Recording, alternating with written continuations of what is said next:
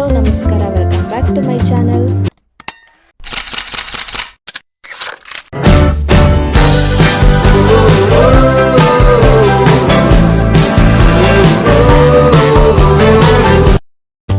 ಇವತ್ತು Friday vlog ಆಗಿದೆ. ಬೆಳಿಗ್ಗೆನೆ ಬೇಗ ಎದ್ದು ದೇವ್ರ ಮನೆ ಎಲ್ಲ ಕ್ಲೀನ್ ಮಾಡಿ ಹೂ ಎಲ್ಲ ಕಿತ್ಕೊಂಡ್ಬಂದು ಹೂವೆಲ್ಲ ಮುಡಿಸಿದ್ದಾಯಿತು.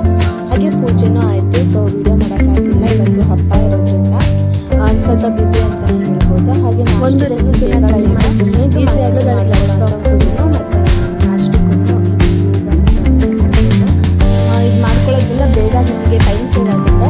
ಸೊ ಇದನ್ನು ಮಾಡ್ಕೊಳ್ಳೋದಕ್ಕೆ ನಾನು ಒಂದು ಕಡೆಗೆ ಎಣ್ಣೆ ಹಾಕಿ ಅದಕ್ಕೆ ಸಾಸಿವೆ ಹಾಕಿ ಸಿಡ್ತಿದ್ದೆಲ್ಲ ಆದಮೇಲೆ ಈಗ ಮತ್ತೆ ಅದೇ ಒಂದು ಸ್ಪೂನ್ ಅಷ್ಟು ಉದ್ದಿನಬೇಳೆನ ಹಾಕ್ತೀನಿ. ಉದ್ದಿನಬೇಳೆ ಆದಮೇಲೆ ಹಾಕೊಂಡು ಹುರ್ಕೊಂಡೆಲ್ಲ ಆಮೇಲೆ ಕರಿಬೇವನ್ನೆಲ್ಲ ಹಾಕಿ ನಾನು 3 ಸೈಜು ದೊಡ್ಡ ಸೈಜ್ ಈರುಳ್ಳಿನ ಸಣ್ಣ ಸಣ್ಣದಾಗಿ ಹೆಚ್ಚಿ ಹಾಕೋತಾ ಇದ್ದೀನಿ. ಹಾಗೆ ಬೆಳ್ಳುಳ್ಳಿನ ಕೂಡ ಬಿಡಿಸ್ಕೊಂಡು ಒಂದು 5ರಿಂದ 7 ಹಾಕೋತಾ ಇದ್ದೀನಿ.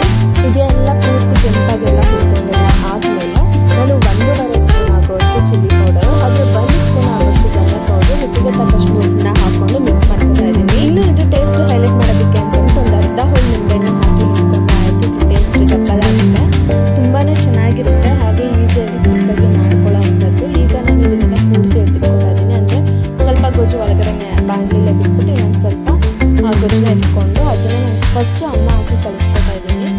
ಇದು ಹಬ್ಬ ಅಂದರೆ ಒಂದು 5ರಿಂದ 6 ಜನಕ್ಕೆ ಆಗುತ್ತೆ. ನಾನು ಲಂಚ್ ಬಾಕ್ಸ್ಗೂ ಸೇರಿಸಿ ಹಾಗೆ ನಾವು ತಿನ್ನೋದಕ್ಕೂ ಸೇರಿಸಿ ಮಾಡ್ತಾ ಇರೋದು. ಇದು ಪೂರ್ತಿ ಎಲ್ಲ ಕಲಿಸಿದ್ದೆಲ್ಲ ಆದಮೇಲೆ ಲಾಸ್ಟ್ ಕೊತ್ತಂಬರಿ ಸೊಪ್ಪು ಉದುರಿಸ್ಬಿಟ್ರೆ ರೆಡಿ ಆಗುತ್ತೆ. ಸ್ವಲ್ಪ ಬೇಗ ಆಗುತ್ತೆ ಮತ್ತು ಮಕ್ಕಳುಗಳು ತುಂಬಾ ಇಷ್ಟಪಟ್ಟು ತಿಂತಾರೆ, ಸಕ್ಕತ್ ಇಷ್ಟಪಡ್ತಾರೆ. ಈ ರೆಸಿಪಿ ಅಂತ ನೀವು ಮನೇಲಿ ಟ್ರೈ ಮಾಡಿ ಹೇಗಾಗುತ್ತೆ ಅಂತ ನನಗೆ ಕಮೆಂಟ್ ಮಾಡಿ. ಮಕ್ಕಳೆಲ್ಲರೂ ಸ್ಕೂಲ್ಗೆ ಕಳಿಸಿದ ಮೇಲೆ ಓಕೆ ನನ್ನ ಹಸ್ಬೆಂಡ್ ಆಫೀಸ್ಗೆ ಹೋದ್ಮೇಲೆ ನಾನು ರೆಸ್ಟೇ ಮಾಡಿಲ್ಲ. ಹಿಂದೆ ನಾನು ಅಡುಗೆ ರೆಡಿ ಮಾಡಿಕೊಂಡೆ. ಈಗ ಹೋಳಿಗೆ ರೆಸಿಪಿನ ತೋರಿಸ್ತಾ ಇದ್ದೀನಿ. ಒಂದು ಪಾತ್ರೆಗೆ 2 ಚಮಚ ನೀರು ಹಾಕೊಂಡಿದ್ದೀನಿ. ಹಾಗೆ ಈ ಬಟ್ಲು ತುಂಬ ನಾನು ಬೇಳೆನ ತೊಗೊಂಡಿದ್ದೀನಿ. ಬೇಳೆಲ್ಲ ನೀಟಾಗಿ ವಾಶ್ ಮಾಡಿದ್ಮೇಲೆ ನಾನು ಪಾತ್ರೆಗೆ ಆ್ಯಡ್ ಮಾಡ್ಕೊತಾ ಇದ್ದೀನಿ. ಹಾಗೆ ಇದು ಬೇಳೆ ಬೇಯೋಷ್ಟೊತ್ತಿಗೆ ನಾನು ಹೂರ್ಣ ತುಂಬ್ತಾರಲ್ಲ ಹಿಟ್ಟು, ಅದಕ್ಕೆ ಕನಕ ಏನೋ ಅಂತಾರೆ, ಅದನ್ನು ರೆಡಿ ಮಾಡ್ಕೊಳ್ಳೋಣ ಅಂದ್ಕೊಂಡು ಈಗ ಪ್ರಿಪೇರ್ ಮಾಡ್ಕೊತಾ ಇದ್ದೀನಿ. 1 ಬೌಲ್ಗೆ ನಾನು 1 ಕಪ್ ಆಗೋಷ್ಟು ಮೈದಾ ಹಿಟ್ಟನ್ನ ಹಾಕೊಂಡಿದ್ದೀನಿ. ಹಾಗೆ 1 ಸ್ಪೂನ್ ಆಗೋಷ್ಟು ಅರಿಶಿನ ಹಾಕೊಂಡು ಈ ಥರ ಸ್ವಲ್ಪನೇ ನೀರು ಹಾಕೊಂಡು ಕಲಿಸ್ಕೋಬೇಕಾಗುತ್ತೆ. ಇದು ಪೂರ್ತಿ ತೆಳ್ಳು ಕಲಿಸ್ಕೋಬೇಕು, ಜಾಸ್ತಿ ನೀರು ಹಾಕೋಬೇಕಾಗುತ್ತೆ. ಸೊ ನಾವು ಚಪಾತಿ ಹಿಟ್ಟನ್ನ ಕಲಿಸ್ತೀವಲ್ಲ ಅದಕ್ಕಿಂತ ಸ್ವಲ್ಪ ತೆಳ್ಳಗೆ ಕಲಿಸ್ಕೋಬೇಕಾಗುತ್ತೆ. ನೋಡಿ, ಈ ಥರ ಸ್ವಲ್ಪನೇ ನೀರನ್ನ ಹಾಕ್ಕೊಂಡು ಲಾಸ್ಟ್ ಇದೆಲ್ಲ ಕಲಿಸಿದ್ದೆಲ್ಲ ಆದಮೇಲೆ ನೀವು ಆ ಕಲಿಸಿರೋಂಥ ಹಿಟ್ಟನ್ನ ಮೇಲೆ ತೆಗೆದುಕೋಬೇಕಾಗುತ್ತೆ. ತೆಗೆದು ಕೈ ಹಿಡ್ಕೊಂಡು ಪೂರ್ತಿ ನಾವು ಎಣ್ಣೆನ ಸೌದಬೇಕಾಗುತ್ತೆ. ಬಟ್ ಪೂರ್ತಿ ಎಣ್ಣೆನ ಸೌದ್ಕೊಂಡು ಮತ್ತೆ ನಾವು ಕಲಿಸೋದ್ರಿಂದ ನೀಟಾಗಿ ಅದು ಒಂದು ಕಡೆ ಬರ್ತಾ ಹಿಟ್ಟೆಲ್ಲ ಒಂದು ಕಡೆ ಬರುತ್ತೆ. ಸೊ ನಮಗೆ ಯಾವಾಗ ಕಷ್ಟ ಆಗೋದಿಲ್ಲ ಈ ಎಣ್ಣೆ ಹಾಕಿ ಕಲಿಸೋದಿಲ್ಲ. ನಾವು ಹಿಟ್ಟನ್ನ ಈ ಥರ ಯಾವಾಗ ಪ್ರಿಪೇರ್ ಮಾಡ್ಕೋಬೇಕು ಅಂತಂದರೆ ನಾವು ಬೇಳೆ ಗಿಟ್ಟಾಗೆ ಪ್ರಿಪೇರ್ ಮಾಡಿಕೊಂಡ್ರೆ ನಾವು ಹೂರ್ಣ ಎಲ್ಲ ಮಾಡಿಕೊಂಡು ಹೋಳಿಗೆ ಸಾಂಬಾರೆಲ್ಲ ಮಾಡಿಕೊಂಡು ಎತ್ತಿಡೋ ಅಷ್ಟೊತ್ತಿಗೆ ಇದು ಫುಲ್ಲು ರೆಡಿ ಆಗಿಬಿಟ್ಟಿರುತ್ತೆ. ಇದೆಲ್ಲ ಚೆನ್ನಾಗಿ ಹೊಂದ್ಕೊಬಿಟ್ಟಿರುತ್ತೆ ಎಣ್ಣೆ ಎಲ್ಲ. ಸೊ ಅವಾಗ ನಮಗೆ ಹೋಳಿಗೆ ಎಲ್ಲ ಮಾಡೋಕ್ಕೆ ಈಸಿ ಆಗುತ್ತೆ. ಒಂದೊಂದ್ಸತಿ ಕಟ್ಟಿದ್ರೂ ಮಾಡೋಕ್ಕಾಗಲ್ಲ, ಫುಲ್ಲು ತೆಳ್ಳಗಾದ್ರೂ ಮಾಡೋಕ್ಕಾಗಲ್ಲ, ಜಾಸ್ತಿ ಹೊತ್ತು ಇರ್ಬೋದು. ಸೊ ಟೈಮಿಂಗ್ಸ್ ನೋಡಿಕೊಂಡು ನಾವು ಬೇಳೆಗೆ ಯಾವಾಗ ಹಾಕ್ತೀವಿ ಬೇಳೆಗೆಲ್ಲ ಈ ಹಿಟ್ಟನ್ನು ಪ್ರಿಪೇರ್ ಮಾಡಿಕೊಂಡ್ರೆ ಸಾಕು.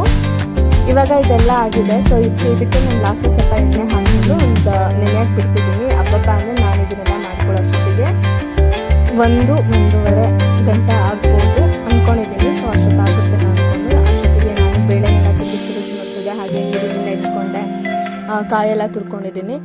ಪ್ರತಿಯೊಂದು ಕೆಲಸ ನಾನು ಆಲ್ಮೋಸ್ಟ್ ಮಾಡ್ಕೊಂಡ್ಬಿಟ್ಟಿದ್ದೀನಿ. ಹೋಳಿಗೆ ಸಾಂಬಾರಿಗೆ ಹಾಗೆ ಎಲ್ಲದಕ್ಕೂ ಅಂದರೆ ಹೋಳಿಗೆ ಸಾಂಬಾರಿಗೂ ಎಲ್ಲದಕ್ಕೂ ರೆಡಿ ಮಾಡ್ಕೊಂಡು ಅಷ್ಟು ಬೇಳೆನೂ ಬೇಕು. ನೋಡಿ, ಈ ಥರ ಬೇಳೆ ಎಲ್ಲ ಬೆಂದಿದ್ದ ಮೇಲೆ ಈ ಥರ ಬೇಳೆ ಹಾಗೆ ಸಪ್ರೇಟ್ ಮಾಡ್ಕೋಬೇಕಾಗುತ್ತೆ. ಸೊ ನಿಮಗೆ ಎಲ್ಲರಿಗೂ ಆಲ್ಮೋಸ್ಟ್ ಗೊತ್ತಿರುತ್ತೆ. ಇವಾಗ ನಮ್ಮ ಥರ ಇವಾಗ ನ್ಯೂ ಮ್ಯಾರೇಜ್ ಆದವ್ರಿಗೆ ಇದೆಲ್ಲ ಆಲ್ಮೋಸ್ಟ್ ಈ ವಿಡಿಯೋ ಹೆಲ್ಪ್ ಆಗುತ್ತೆ ಅಂತಲೇ ಹೇಳ್ಬೋದು. ಎಕ್ಸ್ಪೆಷಲಿ ಈಗ ರೀಸೆಂಟಾಗಿ ಮದುವೆ ಆಗಿರೋಕ್ಕೆ ಈ ಸಪ್ರೇಟ್ ಇರೋಕ್ಕೆ ಇದು ಈಸಿಯಾಗಿ ಮಾಡ್ಕೊಬೋದು. ಹಾಗೆ ನಾನು ತೆಗೆದಿಟ್ಕೊಂಡಿರೋಂಥ ಬೇಳೆನ ಅದೇ ಪಾತ್ರೆಗೆ ಹಾಕ್ಕೊಂಡು ಅದಕ್ಕೆ 3-4 ಏಲಕ್ಕಿ ಕಾಯಿನ ಹಾಕ್ಕೊಂಡು ನಾನು ಯಾವ ಕಪ್ಪಲ್ಲಿ ಬೇಳೆ ತೊಗೊಂಡಿದ್ದೀನೋ ಅದೇ ಕಪ್ಪಲ್ಲಿ ಬೆಲ್ಲ ಹಾಕೋತಾ ಇದ್ದೀನಿ. ಹಾಗೆ ಅದೇ ಕಪ್ಪಲ್ಲಿ 1 ಕಾಯಿ ತುರಿನ ಹಾಕೋಬೇಕು. ಈ ಥರ ಎಲ್ಲ ಹಾಕೊಳ್ಳೋದ್ರಿಂದ ಸ್ವಲ್ಪ ಟೇಸ್ಟ್ ಜಾಸ್ತಿ ಕೊಡುತ್ತೆ, ನೆಕ್ಸ್ಟ್ ಲೆವೆಲ್ ಅಂತಲೇ ಹೇಳ್ಬೋದು. ನನಗೆ ಈ ಥರ ಹೋಳಿಗೆ ನನಗೆ ಸಿಕ್ಕಾಪಟ್ಟೆ ಇಷ್ಟ. ನನಗೆ ಕಾಯಿ ಹೋಳಿಗೆ ಅಂತಲೇ ಕರೀತಾರೆ. ಕಾಯಿ ಹೋಳಿಗೆ ಸೊ ಮಾಡ್ಬೋದು. ಕಾಯೆಲ್ಲ ಹಾಕಿದ್ರೆ ನನಗೆ ಟೇಸ್ಟ್ ಸಿಗುತ್ತೆ. ಇವಾಗ ಪೂರ್ತಿ ಬೆಲ್ಲ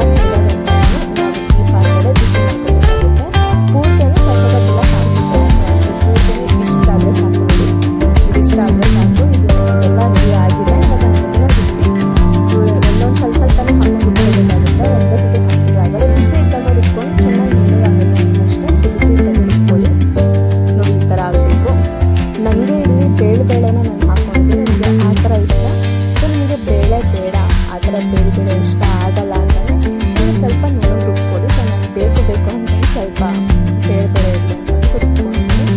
ಈಗ ಹೋಳಿಗೆ ಸಾಂಬಾರು ರೆಡಿ ಮಾಡ್ಕೊಳ್ಳೋಕ್ಕೆ ಅಂತ ರೆಡಿ ಮಾಡ್ಕೊತಾ ಇದ್ದೀನಿ. ಒಂದು ಕಡೆಗೆ ಎಣ್ಣೆ ಹಾಕಿ ಚಕ್ಕೆ, ಲವಂಗ, ಕಾಳು ಮೆಣಸು, ಜೀರಿಗೆ ಒಂದೊಂದು ಸ್ಪೂನ್ನ ಹಾಕೋತಾ ಇದ್ದೀನಿ. ಹಾಗೆ ನೋಡಿ ನಾನು 6ರಿಂದ 7 ಒಣಗಿದ ಮೆಣಸಿನ್ಕಾಯಿನ ತೊಗೊಂಡಿದ್ದೀನಿ. ಹಾಗೆ ನೋಡಿ 1 ಹಿಡಿ ಆಗೋಷ್ಟು ಬೆಳ್ಳುಳ್ಳಿನ ತೊಗೊಂಡಿದ್ದೀನಿ.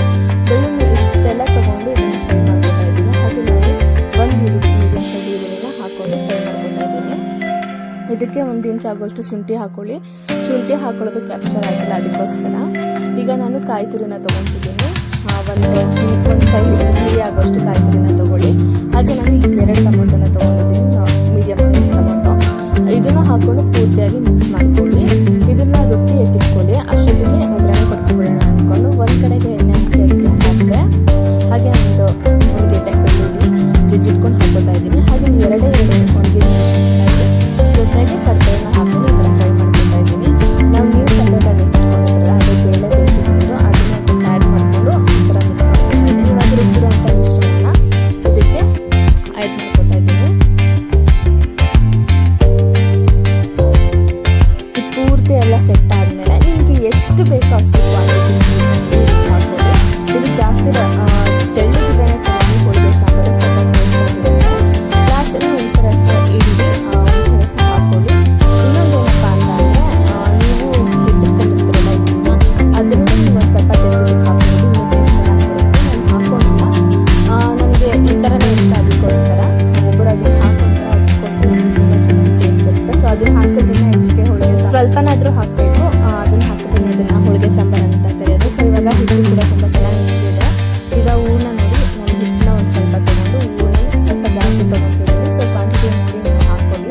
ಈ ಥರ ಪೂರ್ತಿ 4 ಈ ಕಡೆ ಪೂರ್ತಿ 4 ಕಡೆನೂ ಈ ಥರ ಮಡಚ್ಕೊಂಡು ಅದನ್ನು ಮಧ್ಯದಲ್ಲಿ ಸ್ವಲ್ಪ ಮಿಕ್ಸ್ ಮಾಡಿಕೊಂಡು ತಟ್ಟಬೇಕಾಗುತ್ತೆ. ಸೊ 2 ಕಡೆ ಒಂದು ಕಡೆ ತಟ್ಟಾಕಿ ನೆಕ್ಸ್ಟ್ ತಿರ್ವಾಕೊಂಡು ಮತ್ತೆ ಕಡೆ ತಟ್ಟಿ ಈಸಿಯಾಗಿ ಬಂದುಬಿಡುತ್ತೆ. ಸೊ ನಾನು ತೋರಿಸಿದ ಥರ ನೀವು ಕ್ವಾಂಟಿಟಿ ಮಾಡಿದರೆ, ಸೊ ಫಸ್ಟ್ ಆಫ್ ಆಲ್ ಬೇಳೆ ಬಗ್ಗೆ ಹೇಳಬೇಕು. ನಾನು ಹಾಕಿ ತೊಗರಿಬೇಳೆನ ಕಡಲೆಬೇಳೆ ಅಂತ ನಿಮ್ಗೆ ಏನಾದರೂ ಕನ್ಫ್ಯೂಷನ್ ಏನಾದರೂ ಇದ್ದರೆ ಕ್ಲಾರಿಟಿ ಕೊಡ್ತಾ ಇದ್ದೀನಿ. ನಾನು ಹಾಕಿದ್ದು ತೊಗರಿಬೇಳೆ, ಕಡಲೆಬೇಳೆ ಅಲ್ಲ. ತೊಗರಿಬೇಳೆನೂ ಹಾಕೋಬೋದು, ಕಡಲೆಬೇಳೆನೂ ಹಾಕೋಬೋದು. ನಮ್ಮ ಮನೇಲಿ ನಾನು ಯೂಸ್ ಮಾಡೋದು ಜಾಸ್ತಿ ತೊಗರಿಬೇಳೆನೇ. ಸೊ ಕಡಲೆಬೇಳೆ ನಾನು ರೇರು ಯೂಸ್ ಮಾಡೋದು. ಇವಾಗ ಕ್ಲಾರಿಟಿ ಸಿಕ್ತು ಅಂತ ಅನ್ಕೊತೀನಿ. ಈಗ ನಾನು ಅಂಚು ಮೇಲೆ ಈಗ ಎಣ್ಣೆನ ಹಾಕ್ಕೊಂಡು ಕಟ್ಟಿರೋ ಅಂಥ ಒಬ್ಬಟ್ಟನ್ನ ನಾನು ಅಂಚು ಮೇಲೆ ಹಾಕ್ತಾ ಇದ್ದೀನಿ. ಪೂರ್ತಿ ಒಂದು ಕಡೆ ಫುಲ್ ಬೆಂದಿದ್ದೆಲ್ಲ ಅದು ಮತ್ತೆ ತಿರ್ಗಾಕೊಂಡು. ಸೊ ನಿಮಗೆ ಮಾಮೂಲಿ ಚಪಾತಿ ಎಲ್ಲ ಯಾವ ರೀತಿ ಮಾಡ್ತಾರೋ ಆ ರೀತಿ ಸೇಮ್ ಇದೆ. ತುಂಬಾ ಸಾಫ್ಟಾಗಿ ಬಂದಿತ್ತು, ನೀವು ನೋಡ್ತಿರ್ಬೋದು. ತುಂಬಾ ಚೆನ್ನಾಗಿ ಬಂದಿತ್ತು ಅಂತ ಹೇಳ್ಬೋದು. ಟೇಸ್ಟ್ ಸಕ್ಕತ್ತಾಗಿತ್ತು, ನಮಗೆ ಕರೆಕ್ಟಾಗಿತ್ತು. ನಿಮಗೆ ಏನಾದರೂ ಸ್ವೀಟ್ ಜಾಸ್ತಿ ಬೇಕು ಬೆಲ್ಲನ ಆ್ಯಡ್ ಮಾಡ್ಕೊಬೋದು. 1.5 ಕಪ್ಪು ಎಷ್ಟು ಸಾಫ್ಟಾಗಿ ಬಂದಿದೆ, ತುಂಬಾ ಚೆನ್ನಾಗಿ ಬಂದಿತ್ತು. ಇವಾಗ ನಾನು ಪೂರಿಗೆ ಪ್ರಿಪೇರ್ ಮಾಡ್ಕೊಳ್ತಾ ಇದ್ದೀನಿ. ಈ ಅಜ್ಜಿ ಹಬ್ಬ ಅಂತ ಅಂದರೆ ಮಕ್ಕಳಿರೋ ಮನೇಲಿ ಪ್ರತಿಯೊಬ್ಬರು ಮಾಡಬೇಕಾಗಿರುವಂಥ ಹಬ್ಬ ಅಂತ. ಸೊ ಈ ಒಂದು ಹಬ್ಬನ ಆಷಾಢ ಮಂಗಳವಾರ ಅಥವಾ ಶುಕ್ರವಾರ ಮಾಡ್ತಾರೆ. ಶುಕ್ರವಾರ ಮಾಡಿದ್ರೆ ಇನ್ನೂ ಒಳ್ಳೆಯದು ಅಂತ ಹೇಳ್ತಾರೆ. ಈ ಹಬ್ಬ ಮಾಡೋ ಅಂಥ ವಿಧಾನ, ಫಸ್ಟು ಬಾಳೆಹಣ್ಣನ್ನು ನಾವು ತೊಗೊಂಡಿದ್ದೀವಿ. ಸೊ ಫಸ್ಟ್ ನಾವು ಈ ಪ್ಲೇಸ್ನ ಇಡೋ ಜಾಗದಲ್ಲಿ ನಾವು ಫಸ್ಟು ಕ್ಲೀನ್ ಮಾಡ್ಕೋಬೇಕು. ಎಲ್ಲ ಒರೆಸ್ಕೊಂಡು ಅಲ್ಲಿ ನಾವು ಅಕ್ಕಿನ ಹಾಕೋಬೇಕಾಗುತ್ತೆ. ಅಕ್ಕಿ ಎಲ್ಲ ಹಾಕೊಂಡು ಆ ಕುಡಿಕೆ ಕೊಡ್ತಾರೆ. ಇದು ಕುಡಿಕೆ ಅಂತ ಕುಡಿಕೆ ಅಂತಲೇ ಸಿಗುತ್ತೆ. ಆ ಕುಡಿಕೆ ನಾವು 4 ವಸ್ತುಗಳಿರುತ್ತೆ. ಕುಡಿಕೆ ತುಂಬ ನೀರು ತುಂಬಿಸಿ ಅದರಲ್ಲಿರುವಂಥ ವಸ್ತುಗಳನ್ನ ಕುಡಿಕೆ ಒಳಗಡೆ ಹಾಕಬೇಕು. ಹಾಗೆ ಇದ್ರ ಜೊತೆ ಒಂದು ಕುಂಕುಮ ಕೊಟ್ಟಿರ್ತಾರೆ. ಆ ಕುಂಕುಮನ ಕುಡಿಕೆ ಮೇಲೆ 5 ಜಾಗದಲ್ಲಿ ಇಟ್ಟು ಈ ಥರ ಬಾಳೆ ಎಲೆ ಮುಂದೆ ಇಟ್ಟು, ಸೊ ಅದು ನೈವೇದ್ಯಕ್ಕೆ ಅಂತ ಅಂದ್ಬಿಟ್ಟು ಬಾಳೆ ಎಲೆನ ಇಟ್ಟಿರೋದು. ಈ ಹಬ್ಬನ ಜಾಸ್ತಿ ಆಷಾಢ ಮಾಸದಲ್ಲಿ ಮಾಡ್ತಾರೆ. ಇದಕ್ಕೆ ಮೊಸರನ್ನ ಹಾಗೆ ಕಟ್ಟಿದ್ದು ಅದರ ಸಂಗೆ ಕಟ್ಟಿದ್ದ ಐಟಮ್ನ ಇಡಬೇಕು. ಸೊ ಇದು ಶ್ರೇಷ್ಠ ಅಂತ. ಹಾಗೆ ಅದ್ರ ಜೊತೆ ಹೋಳಿಗೆ